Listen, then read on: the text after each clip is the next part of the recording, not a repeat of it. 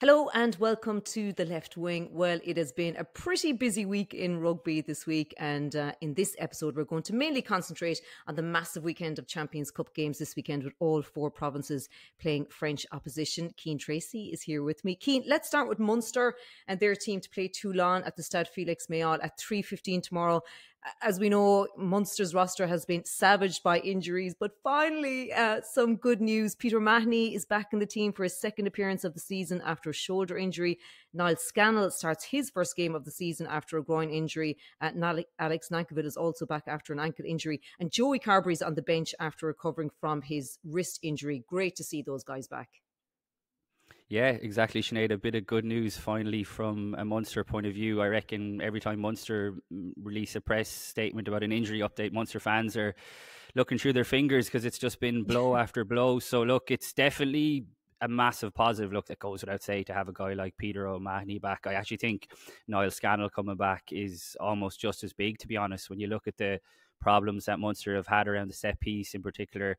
The line out and Niall Scannell, I know he's kind of fallen down the pecking order. He's kind of lost his place to Diarmaid Barron over the last while, but such a vastly experienced campaigner.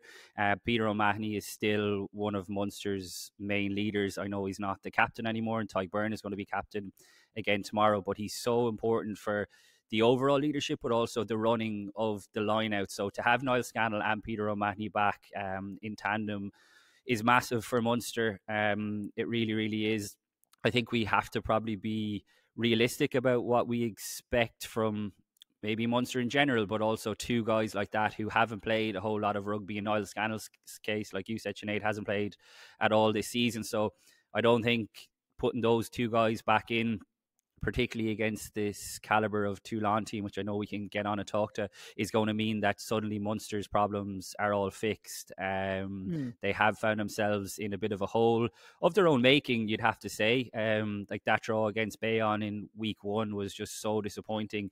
And then I was over in Exeter in week two, and they played fantastic rugby for 55 minutes and then just totally collapsed. So they're going over to France tomorrow to Félix Mayol, one of the toughest places to go in, you'd have to say, European rugby, and that's not even a cliche. You know, we were kind of rolling it out for Sandy Park as well, and it proved to be the case in the previous round. So this is a massive challenge, and just because Munster have Niall Scannell and Peter O'Mahony back doesn't mean that I think all of a sudden they're going to fire on all cylinders, but there's no doubt that it is a huge boost. Yeah, and what about that Toulon team, Cian? They're bottom of the pool with 2 points. What about the team they're sending out there tomorrow? It's pretty meaty. You see, we'll get on and we'll talk about Stade Francais coming to Dublin tomorrow. But when you have a French team playing at home, even if their interest in the competition might be slightly dwindling, when they're at home, they want to play well and they want to get a win. And when it's a team like Munster coming to town, and you know Munster have had a bit of a rivalry with Toulon over the years, they're going to want to make a statement at home. So I think there was probably much less of a chance Toulon rolling out the Espoirs for the visit of Munster tomorrow, much as I would imagine Graham Rowntree would have preferred if they did. But you just look through it, Sinead. I mean, Danny Priso in the second row, Kieran Brooks, vastly experienced campaigner for Kunda Isa at number 8, Dan Bigger at out half, Lester Fine Nuku, who was an All Black not that long ago, on the wing, Melvin Jaminet, who's obviously just back from Toulouse as well. When you look through the team, it's just packed with quality, packed with power. The kind of thing that maybe Munster have struggled with, I would say, this season. And look, you know, we've already touched on it. When they're missing guys like Peter O'Mahony, who's obviously back now, but Jean Klein is such a big loss to Munster at the best of times, but particularly when you're going away to France, and you'd imagine that Toulon are really going to look to take the game to Munster up front, and that's exactly where you want a guy like Jean Klein. So there's going to be a big onus, I think, on the Munster pack tomorrow. It's interesting to see Tom Ahern has gone back into the second row. I think that's a case of needs must, and it is going to be interesting to see how this plays out over the next while, because through all of Munster's struggles in recent weeks, I still think Tom Ahern has been a shining light, and it's going to be very interesting to see if he gets into the Ireland squad next week. But a lot of people would have said that maybe he is better suited to playing at number 6. But when you've a guy like Peter O'Mahony coming back, I suppose it makes sense to get as many of your best players on the pitch. John Hodden has also been playing really well, so I mean, he certainly didn't deserve to lose his place in the team either. So Tom Ahern will link up with Tadhg Byrne, like I said, who's going to be captain, but there's a big onus, I think, on the Munster pack to front up, because if they lose that battle, as they have done in recent weeks, particularly around the scrum. We've already mentioned the line out, but that pack that Toulon have named, like I said, is pretty meaty. And I can imagine the first scrum of the game, they're going to be looking to lay down a big marker. John Ryan is back at the team. Obviously, Ollie Jaeger misses out. He's still going through the return to play protocols, which just sums up, I think, Munster's unlucky, run of injuries, because Ollie Jaeger was signed with games like this in mind. He's a big unit. You saw him given as good as he got against Andrew Porter on St. Stephen's Day, and it looked like he was really kind of finding his feet at Munster. But hopefully we see him back sooner rather than later, and hopefully Munster still have a chance, I think, with Northampton coming to Thomond Park next week. I think the biggest job they have in their hands is making sure that that's still a live game and they can realistically still get out of the pool. Yeah, absolutely. Munster without a win, of course, since the 1st of December. I was reading in the preview material sent out by the EPCR there that Munster have the lowest scrum success in the tournament this season with 83.3%. And they're also just one of 2 sides yet to win a scrum penalty. And you were talking about there, we know the issues that have been there with the line out, Cian, and at least Peter O'Mahony is back. But I feel, we want to see the flash stuff, obviously, but we just need to see the solidity there in the set piece, at line out and at scrum as well.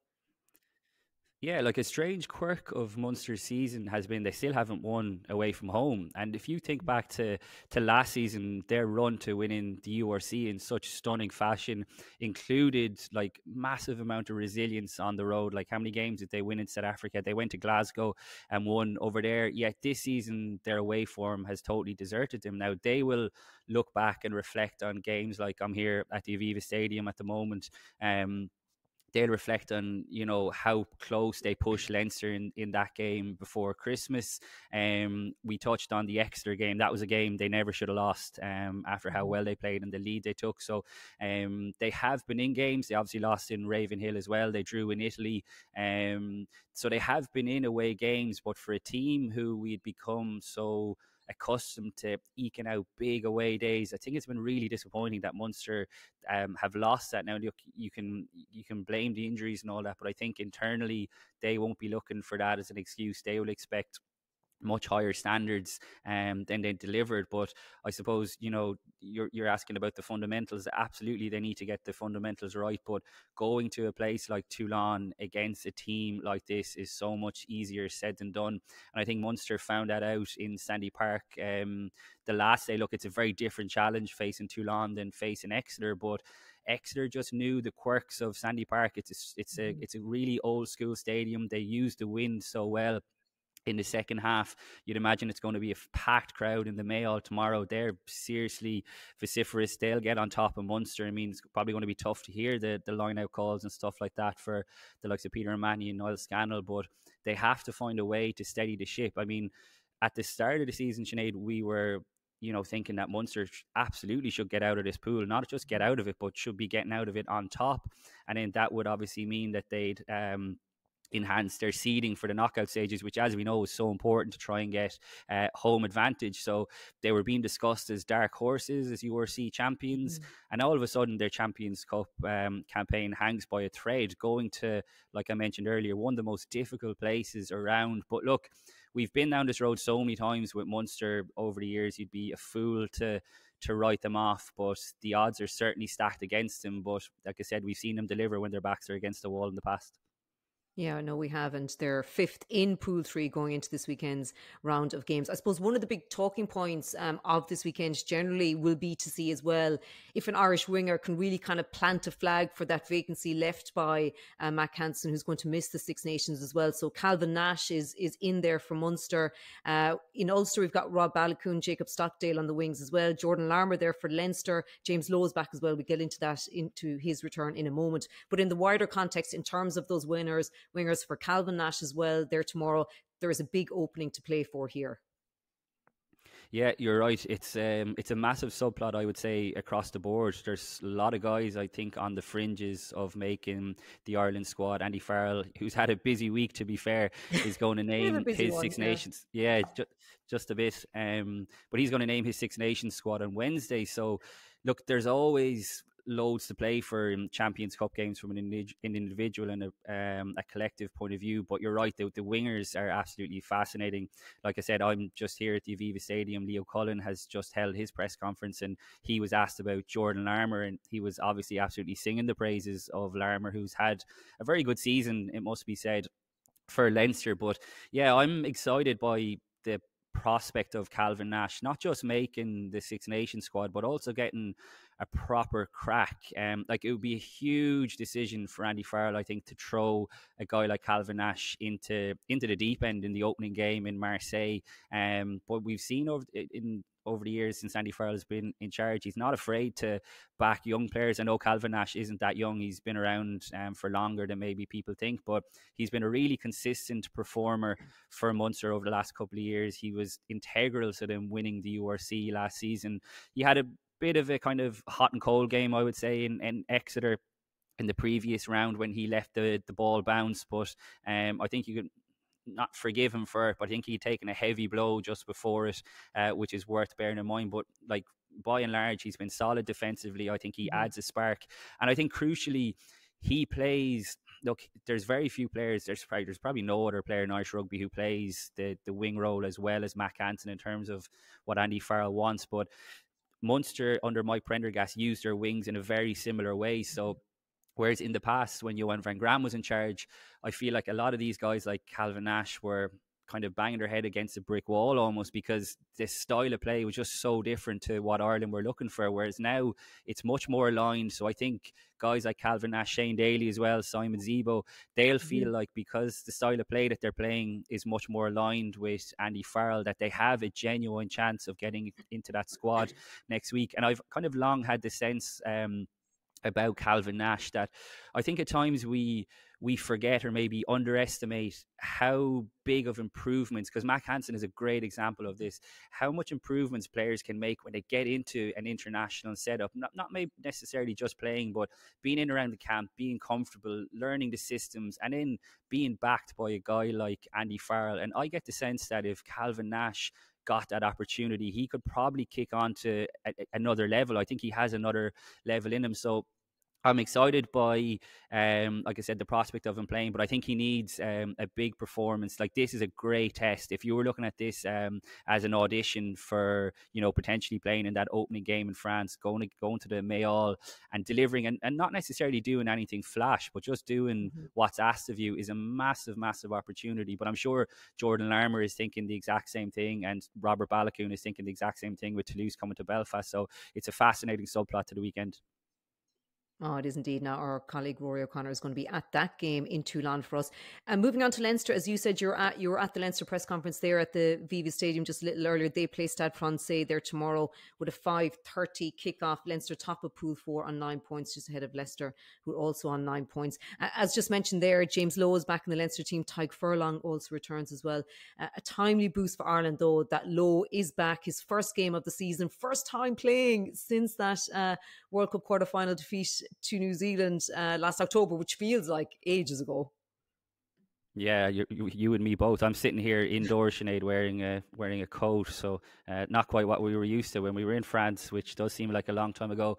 Yeah, look, an absolutely massive boost. James Lowe was back in New Zealand for personal reasons for a bit after the World Cup, so he hasn't necessarily been injured per se. I think a large part of his absence obviously was that he was away, but when he came back, he didn't have a pre-season under his belt, so he's been trying to get back up to speed. My understanding is that he was very close to making his return against Ulster recently, but he just didn't quite hit all his markers. So he's been back in the country for a good few weeks now. I think Leinster have managed him very, very well. That's a good example of it, that they didn't want to rush him back too soon. So I don't think there was ever any great fear, to be honest, that James Lowe wouldn't be available for the Six Nations. I think it was always the plan that he was going to come back, if not for that Ulster game, for this game tomorrow against Stade Francais. So look, I mean, if he gets back-to-back games in the Champions Cup, and shows, no issues, whatever, you'd have no fear at all of him playing in that opening game in Marseille on February 2nd. And it's so important that he does, with Mac Hansen out, with Jimmy O'Brien out. Ireland are short, as we've just discussed there, in terms of wing options. And we've seen it, I think, over the course of the season, that Jamison Gibson Park has taken on a lot more responsibility in terms of his kicking game, because without having James Lowe's left boot there, it's been a bit tricky. So it's going to be interesting to see how he slots in, because let's not forget, this is his first time playing in Jack Nienarber's new blitz defensive system. So that's going to be, I think, a challenge for him. But to be fair, we all remember when James Lowe first burst onto the scene with Ireland, he had a few defensive struggles. And to be fair, went away, worked on them, and came back almost a completely changed player. So it's going to be interesting to see how he kind of gets his head around that, because it is very different. We were speaking to Jack Nienarber earlier this week, and he was explaining how his blitz system is much different to what Leinster were used to when they were operating under more of a drift under Stuart Lancaster last season. So that would be a challenge in itself. I think the team that Stade are bringing over is probably more favourable to Leinster, because they've left a good few of their big guns at home. Look, they've lost their opening 2 games, and I think when Leinster were doing their prep this week, it was probably going to be difficult to predict what kind of side they were going to bring. So they still have guys like Brad Weber, who I actually spoke to earlier this week. He's a former All Black. He's got a very interesting story. His partner is from Dublin, so he's got a huge amount of his partner's family coming tomorrow. Obviously, he played with the Chiefs. He's very good friends with James Lowe. So not to give away all the interview, but he had to get on to James Lowe for a few extra tickets this week to keep sweet with the in-laws. So that's a nice little story, a nice little subplot for tomorrow. He's never played in Ireland. He was due to play for the All Blacks in 2021, but picked up an injury the previous week. So he's absolutely buzzing to get the chance to play, like I said, in front of his partner's family. So look, I would still expect Leinster to have far too much quality. They haven't been at their best this season. There's a big crowd expected here at the Aviva, which, normally they have their big Aviva European game before Christmas. Yeah, so but ticket sales by all accounts are going really well. So while it should be a big occasion, I think this is a chance for Leinster to rack up 5 points and to maybe iron out a few things defensively, but also in attack, because they haven't really fired on all cylinders at all this season. So perfect opportunity, like you said, Furlong coming back into the team, and James Lowe as well. They probably feel like they have a bit of a point to prove, especially after losing to Ulster last time out. Yeah, and the rotating kind of continues there as well at out half. Ciaran Frawley starts, and Sam Prendergast is on the bench, and no Harry Byrne in the squad at all. Yeah, that was the big talking point, Sinead, from the press conference just now. Harry Byrne was due to be involved, Leo Cullen told us, but he picked up an ankle injury in training this week, which, look, to say the least, is not well timed with the squad being named next Wednesday.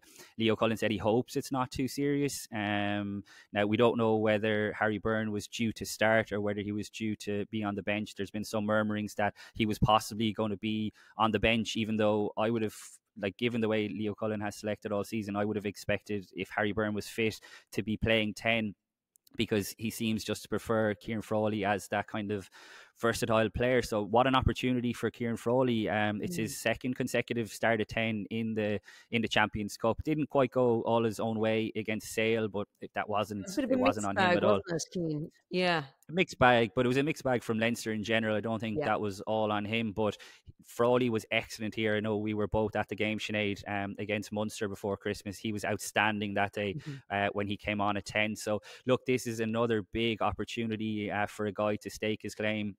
I would expect him to be in the Six Nations squad anyway, but I think if Ciaran Frawley goes well tomorrow and possibly even gets another start next week away to Leicester, then I think he'd put himself in the driving seat to be on the bench behind Jack Crowley in Marseille. And I don't think, a lot's made kind of how much Frawley is shifted around, but I think if Andy Farrell picks his squad, and if he believes Ciaran Frawley is the best backup option to Jack Crowley, I don't think he'd have too much of a problem in backing him. I just think you know, he's such his own man, and we've seen it over the years how good of a selector is. He sees things differently. You know, James and Gibson Park, a good example. He backed Mac Hansen so early, so I wouldn't be surprised if Farrell isn't overly concerned. Of course, he'd prefer if Ciaran Frawley was playing every week at 10. With Ross Byrne out injured, but I have a funny feeling that he'll be kind of less concerned maybe, but then someone like his predecessor who probably would have been really stressing over lack of minutes and stuff. I think Farrell would be happy to back Frawley in Marseille if he needs to be. But look, the fact he's getting a start here tomorrow at the Aviva, big occasion again, it's a huge opportunity for him to impress. And if he does get the nod again next week going to Welford Road, that's a different challenge altogether. But again, it would really play into his hands ahead of that Six Nations. Yeah, God, that is a head wreck though for Harry Byrne, and hope that goes okay for him. He's just trying to get a run of games together as well. Let's move on to Ulster against Toulouse, one of the games of the weekend really. It's a sellout in Belfast tomorrow night. No Rob Herring in the Ulster squad. Tom Stewart starts at hooker. After his man of the match against Leinster at the RDS that day, of course, Billy Burns keeps that 10 jersey. John Cooney alongside him. They're coming up against quite the opponents, Keane. Anton Dupont is still there, obviously, with Toulouse before he takes his secondment to the France 7 squad. And Thomas Ramos at 10. It's a big one. It is. No sign of Jake Flannery. I don't know, did you say something to him in your very good interview that you'd done? I know, the rotation continues there for him. We call it the curse, Sinead. Yeah. I was getting, I chatted to Mac Hansen a few weeks ago down in Galway, and he got injured then in the game that I was covering in the Bordeaux game, so I was being slagged that I had cursed him. But no, it's a massive game, Sinead. Ulster's season, like, you really felt like it could have been a turning point when they beat Racing last time out in Belfast, and it's proven to be a huge one because obviously they've won 2 games since and beaten Leinster in the RDS. Okay, Leinster had rotated their team, but that's not to take away anything from an Ulster point of view. So this is a massive challenge. I mean, anytime you're getting to play Toulouse, and I think you mentioned there before Dupont goes to the sevens, it was interesting to see him. It looked like last week he was having his first training session with them. I think, you know, Leinster in a points race with themselves to try and get the highest seeding possible. Like, Toulouse are very much in that category, and I'd imagine, knowing that they're going to be without the best player in the world for the foreseeable, they're going to want to eke absolutely every drop out of him over the next while, just to make sure that they do get as many points as possible. But like when Ulster are on it and Ravenhill is packed to the rafters, which it obviously will be tomorrow night, like, again, not to use a cliche, but it can be a tricky place for away teams to go. I think the fact that it's a 4G pitch now up there is a bit of a leveler, because, you know, if it was cold tomorrow and potentially wet, you know, would Toulouse fancy it? Whereas, like, the likes of Dupont and Ramos and Blair Kinghorn's fascinating one at fullback as well. Like, they'll have no issues at all playing on that fast surface too. But Ulster need to use the last few weeks as, you know, and a springboard. They've already shown that they've done it. We've been quite critical, I would say, of them, but that's only because you can see the talent that they have within their squad, and they don't always play to their potential, which I think it must be really frustrating from an Ulster supporter's point of view. But look, they've built up some lovely momentum. They've got a big French team coming to town, and what would it do for their confidence for the rest of the season if they could down Toulouse as well as Racing at home? That would be absolutely massive for them. And you've named out a few players, Sinead, that's in the team, and we've mentioned a guy like Robert Balakoon, you know, who I would say is probably on the periphery. I would say he's behind the likes of Calvin Nash and Jordan Larmour. Don't think he's been at his best this season. I think at times you're wanting to see him come off his wing more. Now, I don't know if he's playing within a restrictive system, but everything you hear from the Ulster camp is that they want to play this more expansive game. So if indeed that is the case, then Balakoon is no different to Larmour and Nash in that this is a huge chance for him to stake a claim, because I do feel like he has a little bit more ground to make up. And like, if we were having this conversation this time last year, like, I was thinking that Balakoon could be a star at Ireland's World Cup just before kind of Mac Hansen had broken through and made the 14 jersey his own. I genuinely thought that we had a star in our hands in Robert Balakoon, and look, we still might. Like, he possesses something that we just don't have in Irish rugby, and that's just outright speed.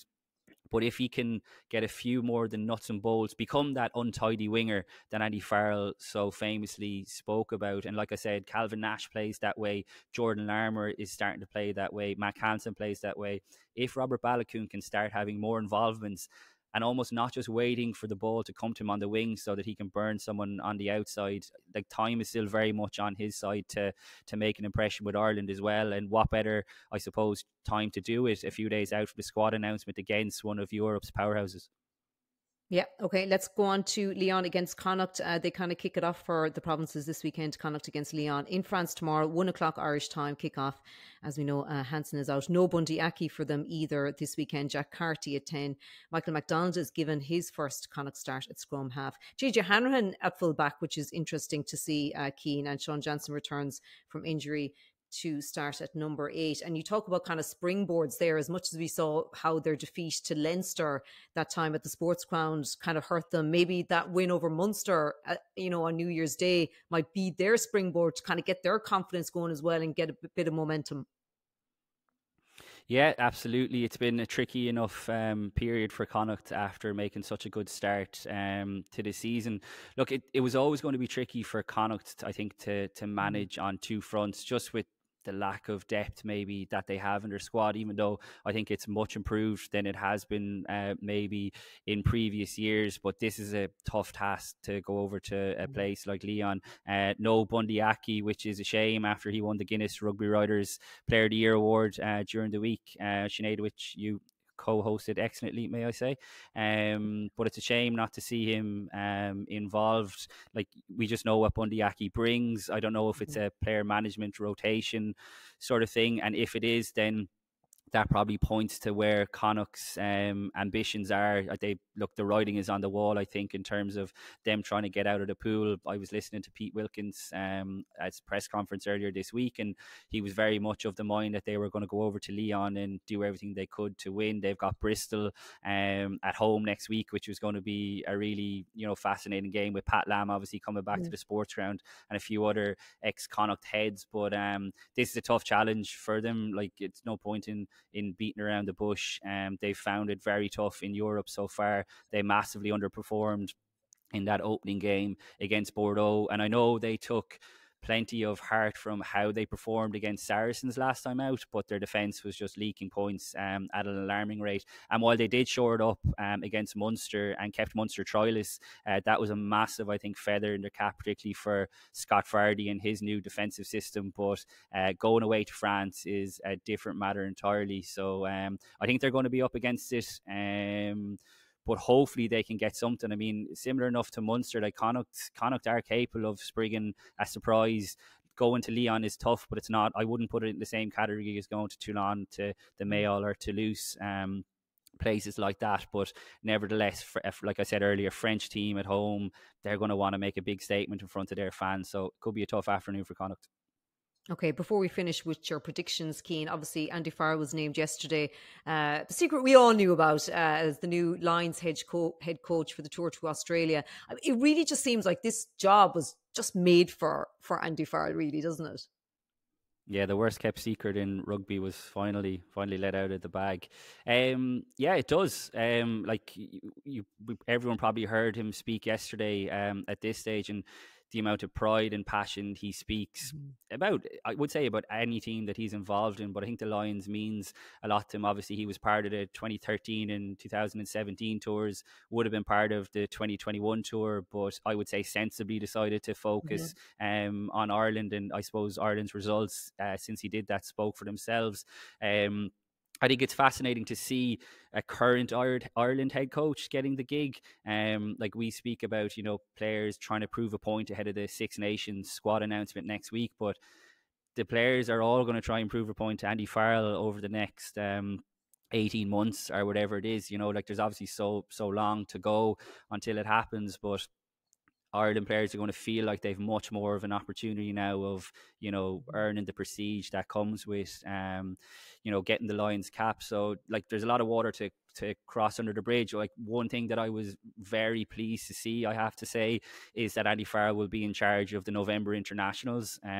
So obviously he's going to do the Six Nations this year, and the summer tour to South Africa. But there had been some suggestion that he might not be in charge of Ireland for the November internationals, and there's like apparently some big teams coming to town. There's been talks of the All Blacks potentially playing Ireland in Dublin in November. Hasn't been confirmed yet, but I was delighted to see that he's going to be in charge, because I think he's still got plenty of time. Like even the Six Nations, you're kind of going, could he still do the Six Nations? But I understand the Lions have their way of doing things, but I wonder if he could do both. But anyway, that's neither here nor there. But it's a massive positive for Ireland that he's going to be doing the November internationals, and that will leave a massive void. There's no two ways about it. But I was writing about this earlier this week. I think if there's one thing the RFU have done well over the last few years, it's their succession planning. I think you even see it in the case of Mike Catt leaving as attack coach at the end of the season. Andrew Goodman is a ready-made replacement. There was no long drawn-out process.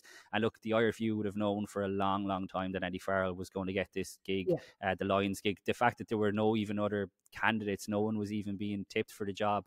So that gives them even more time to prepare for who's going to take charge of the 2025 Six Nations. A lot will obviously depend on who Andy Farrell takes in his backroom team, but I think that the strong feeling would be that Simon Easterby would step up as interim Ireland head coach. He obviously did the Emerging Ireland tour in 2022. But that would depend, I think, if Paul O'Connell, is he going to stay or is he going to go? It's not going to be a case of Andy Farrell taking all of the Ireland coaches, obviously. But I'd be surprised if he didn't try and take Paul O'Connell, given his own, rich Lions history as well. Obviously, Easterby has played for the Lions too, but I wouldn't be surprised if O'Connell gets the call, and if it works, obviously, for everyone. So it's going to be interesting to see how it plays out. There's already been a few murmurings in terms of Andy Farrell's potential Lions backroom team. Felix Jones is a name that I've mentioned quite strongly, actually. I believe Andy Farrell is a big fan of Felix Jones and the body of work that he's put together. But because he's only taken over as England defence coach in the Six Nations, I think it will depend on how he gets on. It will depend on the RFU, but that's definitely one to watch. Felix Jones possibly joining Andy Farrell's backroom team. Okay, it's a bit down the line yet. Let's look back to this weekend, Cian. So give me your predictions out of the four provinces. What are you expecting? I'll start with Leinster at the Aviva, because that should probably be the easiest one, I would imagine. I'm expecting a big win. I'm expecting a bonus point win for Leinster and a good performance to go with it. I think Munster are going to find it tough in the Mayall, like we've outlined. Like Toulon have picked such a strong team, and I would fancy Toulon maybe to pit Munster there.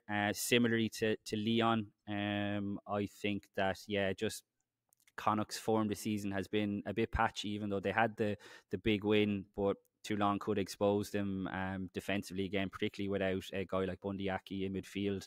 And I think the Ulster game is actually tough to call, which a few weeks ago I would have been absolutely not hesitating in saying Toulouse. But Ulster have good momentum behind them, but I would still fancy Toulouse. I think they've got so much firepower and quality in that team. So they're also a far better team, I would suggest, than the Racing team that arrived at Belfast a few weeks ago. So I would say Toulouse just about.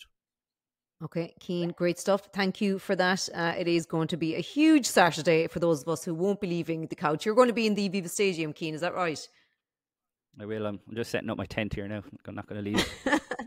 Not going to leave. Okay, well, Will and Luke will be back next week to review all those games, and we'll also be back next Wednesday as well.